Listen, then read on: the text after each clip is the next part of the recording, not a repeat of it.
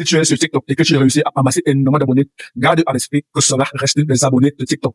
Si tu es sur Facebook et que tu réussis à récolter énormément d'abonnés grâce à tes contenus, garde à l'esprit que ces abonnés ou followers appartiennent à Facebook.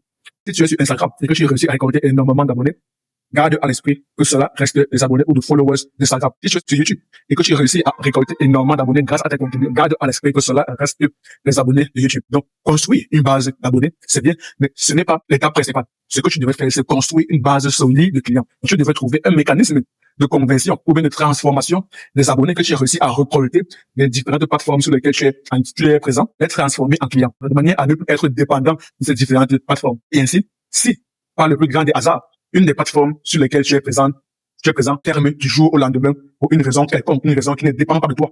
Au moins là, tu sauras que j'ai peut-être perdu mes abonnés en ligne, mais j'ai ma base de clients solide. Et c'est à travers les clients qu'on gagne de l'argent. Du moins à travers les clients potentiels, des prospects pour être beaucoup plus précis. Parce que employer le terme client, cela réfère aux personnes qui ont déjà acheté, aux personnes qui sont déjà passées à l'acte d'achat. Donc, une information beaucoup plus correcte serait le terme prospect ou bien tout simplement des potentiels clients. Tu devrais former une base de potentiels clients assez solide. C'est que même si les plateformes ferment du jour au lendemain pour une raison quelconque qui ne dépend pas de toi, au moins tu as ta base de clients qui te permet de générer de l'argent. Clairement. Donc, aller sur les réseaux pour courir derrière les métriques telles que les likes, telles que les vues, telles que les abonnés, c'est bien. C'est une étape importante du processus de génération de revenus, mais ce n'est pas l'étape finale. L'étape finale consiste à générer de l'argent. L'étape finale consiste à générer du chiffre d'affaires. Clairement, c'est tout. Et pour ce faire, il ne faut, à mon sens, avec la petite expérience que j'ai, avec le faible niveau de marketing, avec toute l'humilité dont je peux faire preuve, je ne pense pas que courir derrière le buzz, courir derrière les sujets tendances soit une stratégie optimale pour réussir à amasser des clients et à générer des revenus. Je ne pense pas.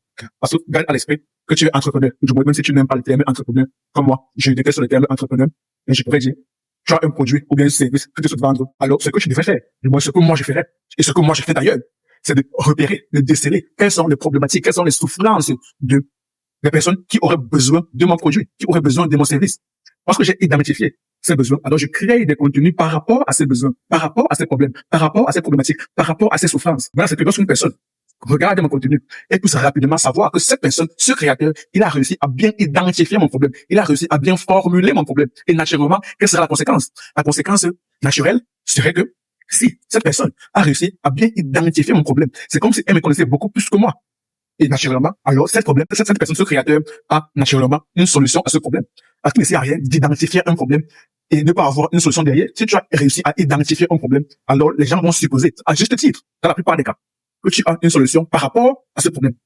Donc pour moi, si tu as un produit ou bien un service que tu souhaites mettre sur le marché, alors première étape, d'abord, identifier quelles sont les personnes qui auraient besoin de ce produit ou bien de ce service. Et dans cette phase d'identification de ces personnes, il faudrait assurer que ces personnes puissent réellement souffrir du problème en question et surtout qu'elles puissent avoir des fonds, qu'elles puissent avoir de l'argent pour bénéficier de tes services ou bien de ton produit.